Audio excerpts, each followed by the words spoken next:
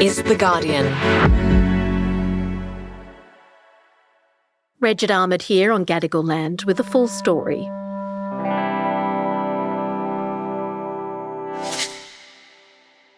He was a great guy, and he was a friend. He would call me all the time. He would just I'd say, "Stop calling me Lindsey." He was nicknamed by some as the Trump Whisperer. When Senator Lindsey Graham unexpectedly died this week, he left behind a new uncertainty in US politics. Known as a critical deal-maker in Congress, Republicans have lost a key bridge between the Democrats and Donald Trump. Everybody loved him. If I had Democrat problems, he could solve them. He was a man of all.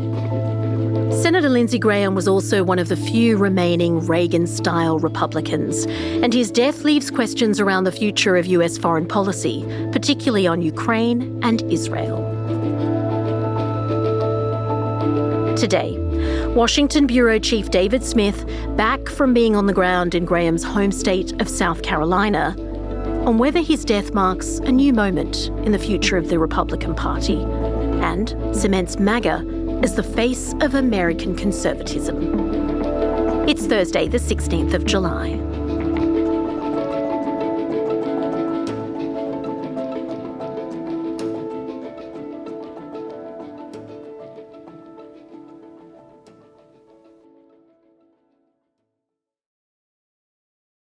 Hi, David. It's good to see you. Welcome back to the podcast. Hi, Reged. Great to be here. You've just come back from South Carolina covering the reaction to Lindsey Graham's death. What was that like? I think many people in South Carolina are shocked, quite stunned by this news that was totally unexpected. Lindsey Graham was a senator there for more than 2 decades. In fact, succeeding Strom Thurmond, who'd been senator for nearly half a century. So these figures do tend to be institutions. It was extremely well known around the state. He tried to emulate Thurmond in terms of retail politics and constituency services. And, he won 4 elections to the Senate. He was a big, important figure in South Carolina, and many people there feel there's now a void, and they will certainly miss him. We will talk about what it means for the American political landscape in a moment, but you met him a few times. What was he like? One of the things about Lindsey Graham was, yes, he was very accessible to journalists. And I think the first time I met him was back in 2016 during that presidential election. He was by then campaigning with Jeb Bush, having ended his own campaign, and had a few choice words about Donald Trump, among other things. And then the last time I met him a decade later was just in April this year. There was a royal garden party at the British Embassy. And Lindsey Graham, as ever, very affable, chatty with journalists. I got the impression he'd had a drink or two, and he was very pleased with himself over the Iran war, which he insisted was going great. Many people would disagree with that. He felt confident the regime there would collapse. I said, what kind of influence do you have over Donald Trump on this? And he said, well, I just spoke to him earlier today. He was indeed in touch with Trump regularly. He mentioned that at one point he'd actually edited some videos of Donald Trump's past remarks on Iran and Lindsey Graham's own past remarks on Iran and sent it to Trump to show how parallel they were, just how they were kindred spirits. And Lindsey Graham went on to suggest that an invasion of Cuba might be next. And I said, well, how's that going to go? And he claimed it would be easy. So, he was unrepentant to the end as a foreign policy hawk. And really, I think it's worth remembering, there are 100 senators in Washington. Many of them people couldn't name, but Lindsey Graham was arguably the most colourful, the most vivid, the most larger than life. And he was a great subject for political satirists. I mean, The Daily Show in the US would often lampoon him as a Southern dandy who'd walked out of the pages of a Tennessee Williams play. There was a recent musical production about Barack Obama's presidency.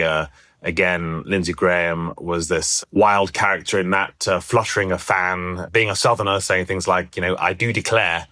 They don't make him like that anymore, and he'll be missed on that score. You are describing a larger-than-life character. He was well-known, but you've mentioned how he was talking to Donald Trump. Was he a Trump whisperer, as some people say? Certainly, Adam Schiff, Democratic senator from California, used that phrase over the weekend, and the Trump whisperer, and said for senators it was very useful to know there was that conduit to Trump to try and influence him, to work out what Trump was thinking.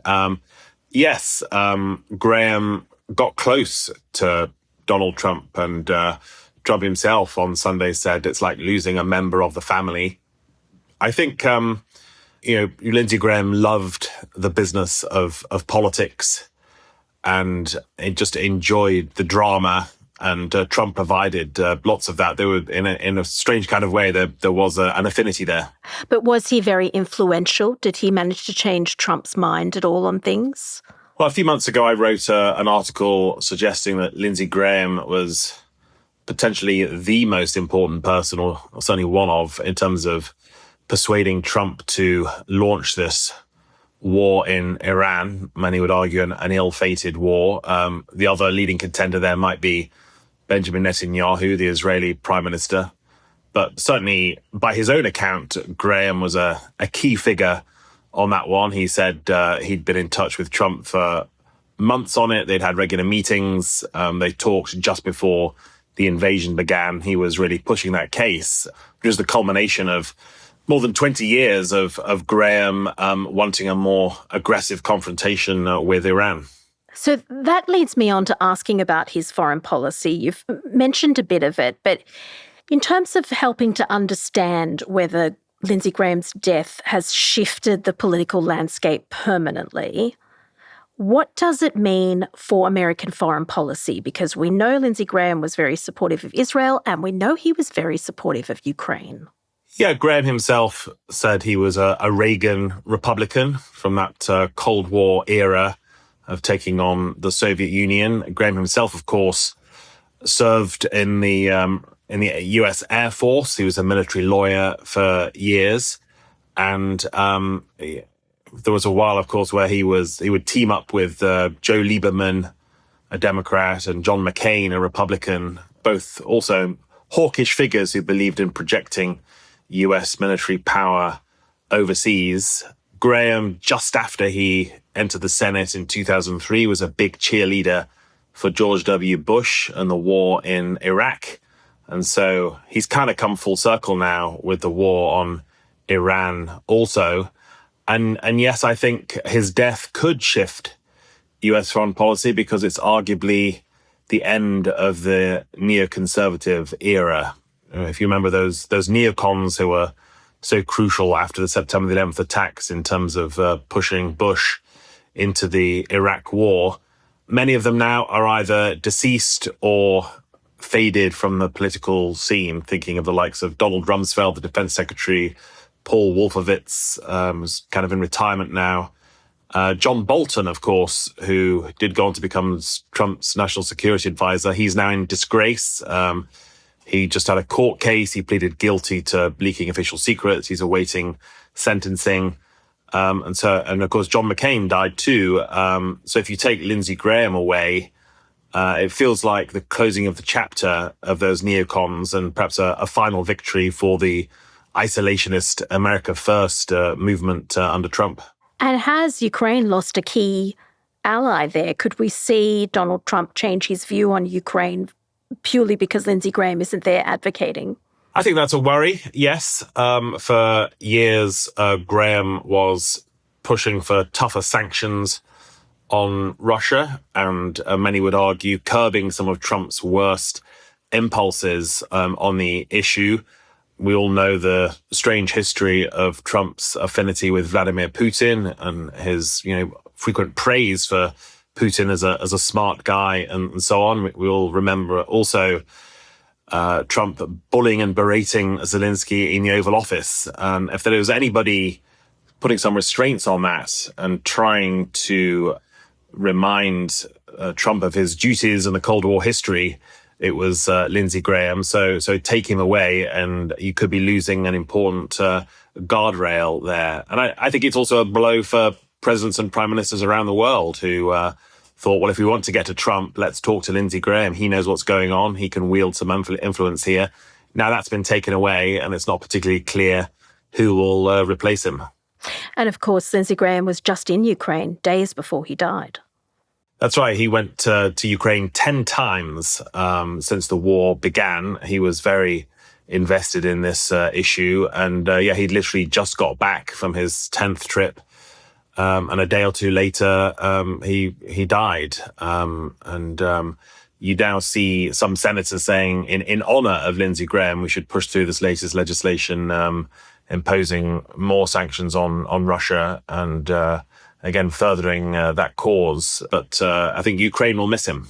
Could we see perhaps a removal of what some described as guardrails for Donald Trump because Lindsey Graham's not there anymore?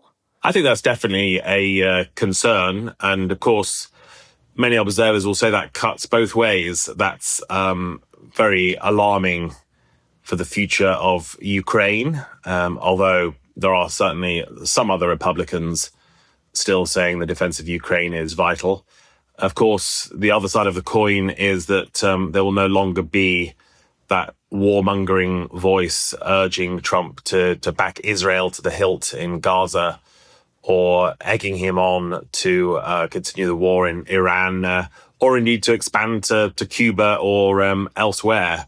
So it's a guardrail with a question mark over it, depending on your point of view. David, it was notable as well that after Lindsey Graham died, so suddenly we saw conspiracy theories just abound almost immediately. I don't know what that says about the era we're in. Yeah, there are conspiracy theories about everything these days, it seems, including the Soccer World Cup and obviously with Donald Trump pushing election conspiracies. Lindsey Graham's case, he was 71 and seemed in rude health, and he was tremendously energetic. He'd just been to Ukraine. He was globe-trotting. A man, by the way, seeming married to the job. He was a lifelong bachelor, never had children. Really lived and breathed his work in the Senate, and it's been observed probably no one had more fun than Lindsey Graham. Made it all the more shocking that he would die abruptly.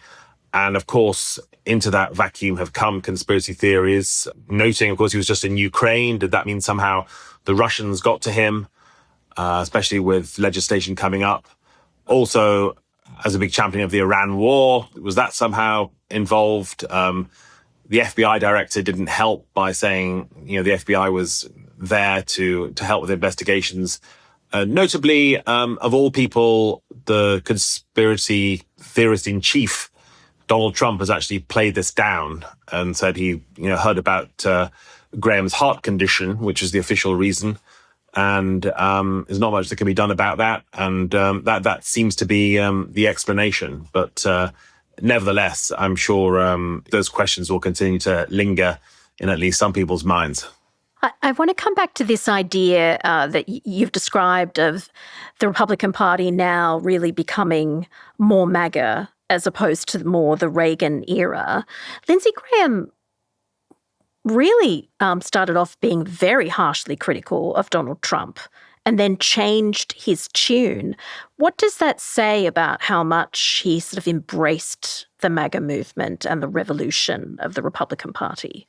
Yeah, I was in South Carolina just now talking to people about this, and many of them said, there were two Lindsey Grahams, or there was Lindsey Graham before Trump and after Trump, or there was the Lindsey Graham who was a friend of John McCain, and then somehow that switched to the Lindsey Graham friend of Donald Trump. It was an extraordinary transformation or political metamorphosis. And as you say, right at the beginning, when Trump ran for president in 2016, and Graham was a candidate as well early on, Graham was fiercely critical and described Trump as a jackass and a bigot. Famously warned the Republican Party, if we nominate this guy, he will destroy us and we'll deserve it. And of course, history would suggest perhaps he was wrong literally, because Trump did go on to win 2 elections and Republicans are completely in power right now. But arguably, morally, in terms of the Republican Party's soul, perhaps Trump did destroy them. and we'll see if they can come back from that. But once Trump was clearly the nominee and reached the White House, there was a change.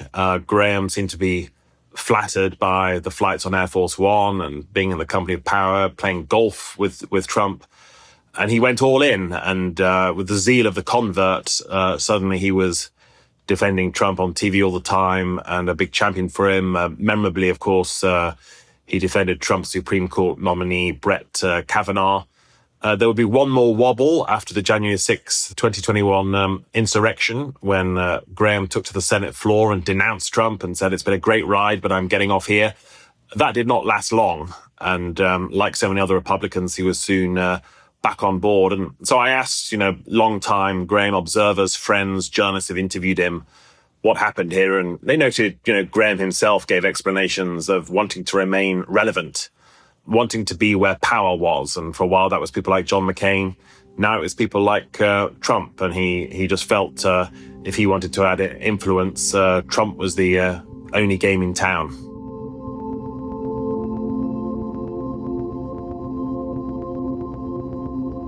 We'll be right back.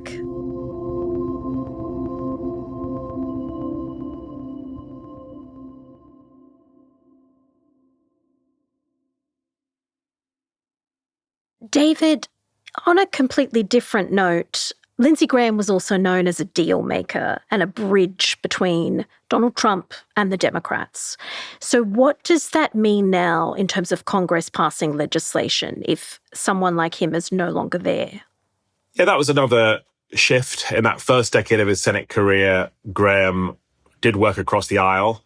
He had a very strong, respectful relationship, for example, with Joe Biden, a Democrat in the Senate, who, of course, went on to become president and was seen as more of a unifying figure. But again, I think he felt which way the wind was blowing once Trump became president. Washington's a much more polarized place. And so we saw less of Graham really building those bridges in the Trump era, and the Brett Kavanaugh hearing, which was very contentious and very much Republican versus Democrat, really illustrated that. And I talked to one person who said, I thought I knew Lindsey Graham and I thought he was a bipartisan figure, but when I watched that confirmation hearing for Brett Kavanaugh, I thought, who is this guy? And that kind of changed my view of him.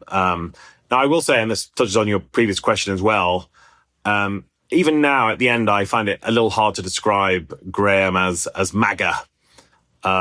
He was very loyal to Trump. He was very Trumpy in some ways. And yet, when you think of the characters of MAGA and what it stands for and the populism, the raw energy of it, Graham never quite fitted that. And indeed, there are some on the right who never took to Graham. And I heard stories about, Trump would hold rallies in South Carolina and the MAGA faithful would actually boo Lindsey Graham. And Trump would try to say, yeah, this guy's on our side. But they were not satisfied with it. He had his critics on the right, people who felt he wasn't MAGA enough. But anyway, I think all of it means that his death is not going to make a huge difference now to the way Congress functions. His sister is going to temporarily take over. I think she'll be a loyal vote. His sister Darlene, who he helped raise when their parents died when they were young. And Republicans have got about a month to organize a primary for South Carolina. The winner of that will go forward to an election in November, probably win. Based on recent history, I suspect that winning Republican will be more MAGA than Lindsey Graham, and so will fall into line in the Senate. David, just finally, more broadly, is there something in American politics there where we're seeing what some people describe as the gerontocracy in the multiple branches of government? We're seeing people stick around to the very end. Mitch McConnell is one of them, currently unwell in hospital, but also Joe Biden, Donald Trump, Ruth Bader Ginsburg, Chuck Schumer. Is there criticism there that something needs to change in US politics to let fresh blood in sooner? Yes, definitely. This issue has been brewing for some time. there was the Democratic Senator Dianne Feinstein of California. I think she died in office age 90. And for some time, there had been concerns over her mental capacity, whether she's still up to the job. Obviously, the most notorious example is Joe Biden as an incumbent president. He had that disastrous debate.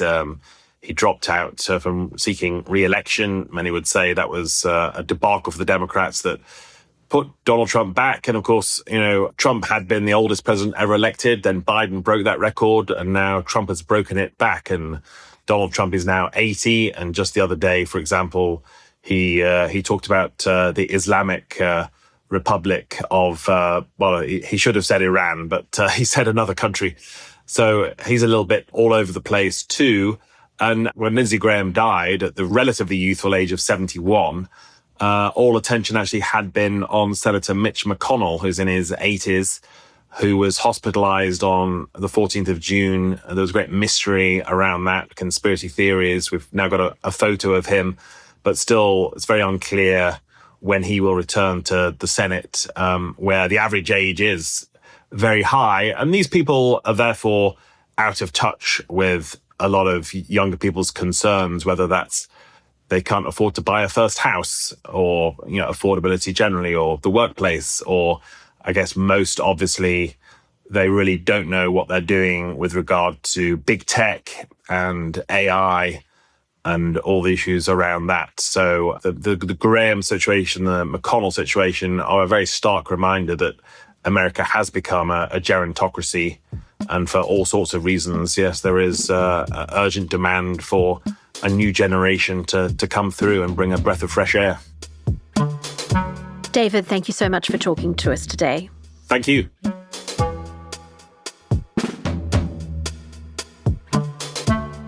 That was Washington Bureau Chief David Smith. This episode was produced by Daniel Simo, who also did the sound design and mixing. The executive producers of this episode of Full Story were Miles Herbert and Hannah Parks. And a special thank you to Jonathan Urashami, who consulted on this episode. Don't forget to subscribe to Full Story wherever you listen to podcasts. I'm Reged Ahmad. See you soon.